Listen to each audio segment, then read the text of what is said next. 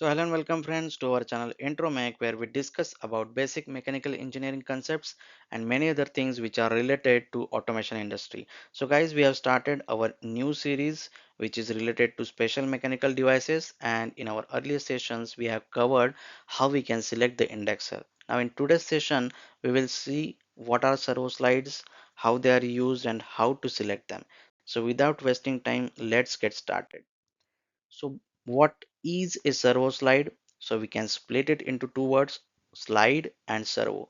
So slide is anything which is having a spindle, ball screw and which can move from one point to another point. Now in order to move it, we will be having a servo motor, and that's why it is called as servo slide.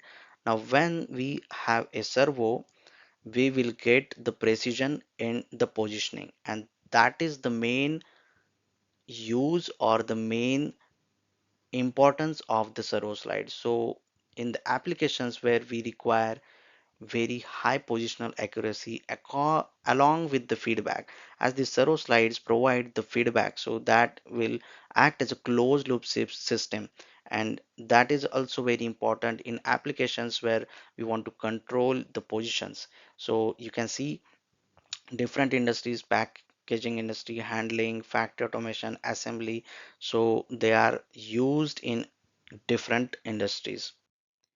Now what are the specifications of servo slides? So positioning accuracy. Now as I already told you, servo slides can be used for course normal and precision positioning accuracy, so they provide um, different positioning accuracies in microns, and depending on which slide you are selecting, whether you are having standard or high precision, they offers the positioning accuracy. Then the load capacity, depending on the load, whether you have a light load, medium load or heavy load, different slides are available. And then the servo control, so it provides the positional feedback to the controller. That is what I was talking about. So we can control, we can have the feedback of the position of the system. So SMC is one of the manufacturer of actuators, and it have one electric actuator selection tool. So just type that and we can open this window. Here you can see the model selection software, electric actuator model selection software, and we can use it. The different target selection series which are involved in that they have given. So this is kind of online tool, we don't have to download anything, we can browse it on the web and we can select the things, so that is very useful.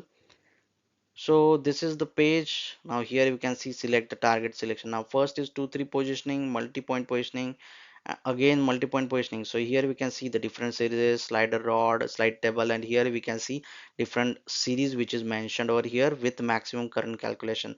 So we can have first, let's say multi-point positioning, we can select.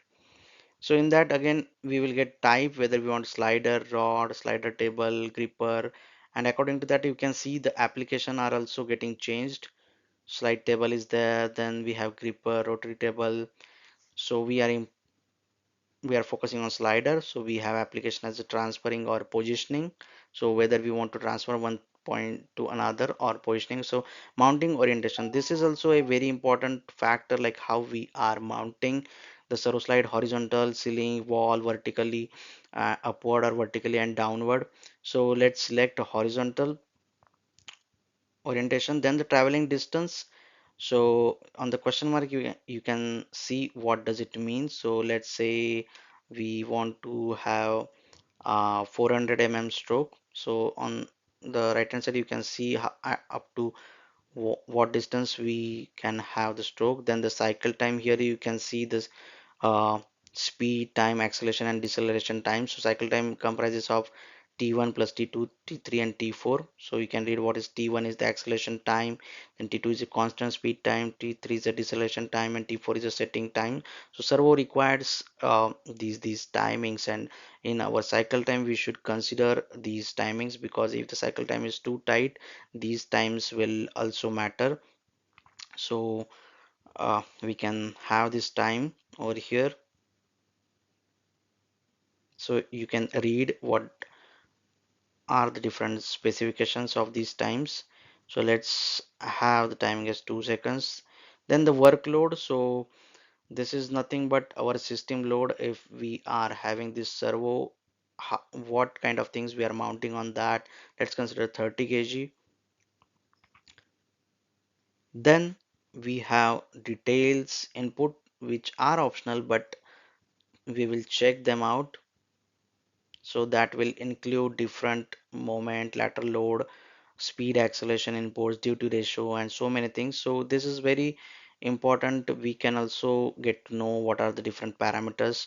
So here now the moment, you can go into the moment, and here you can see now we are mounting it horizontal, so it will show what is LX, LY, LZ.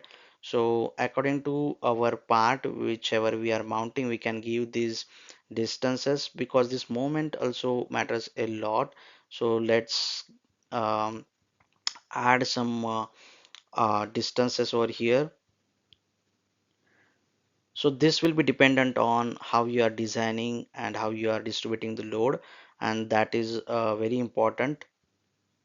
You can add if you want. Then we have speed, acceleration, which we have selected. Then actuator specification. Now here you can see what are the different series it has included.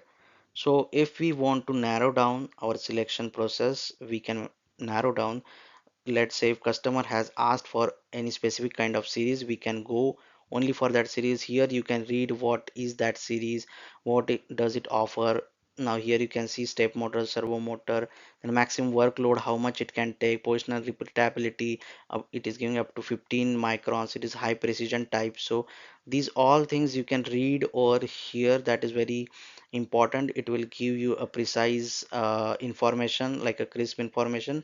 And on the left hand side, we can just uh, have the filters if we go for high performance. So uh, then again we have motor types.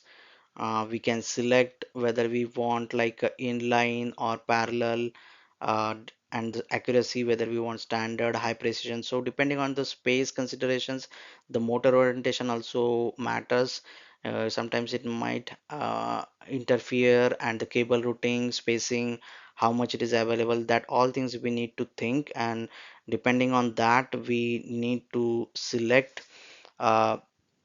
we need to select this parameter, and that's why this parameter is important. So this is the motor layout.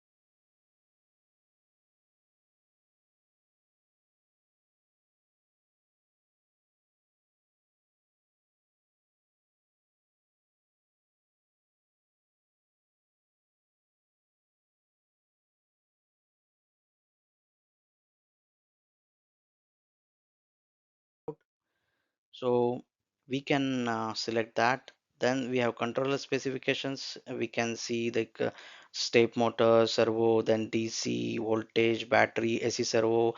The power is also given. Then the IO types. So this is depending on the customer also, which type of IO we require. Um, so let's remove the filters.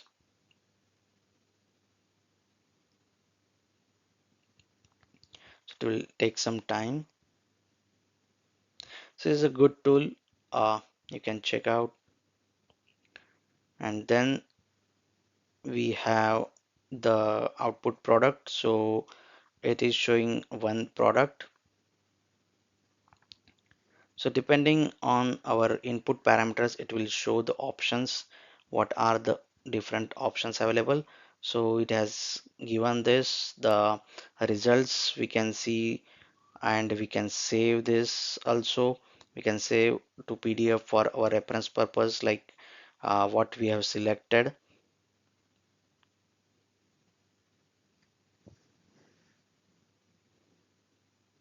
so it will show the sizes and all those things.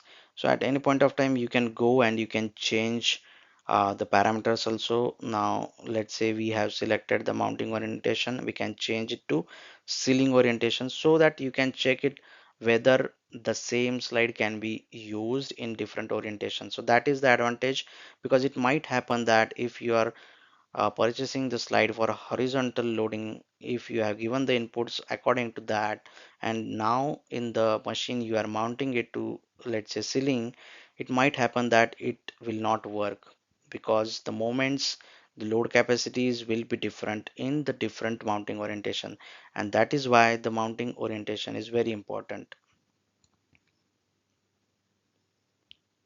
So we can always check with the different mounting orientations also.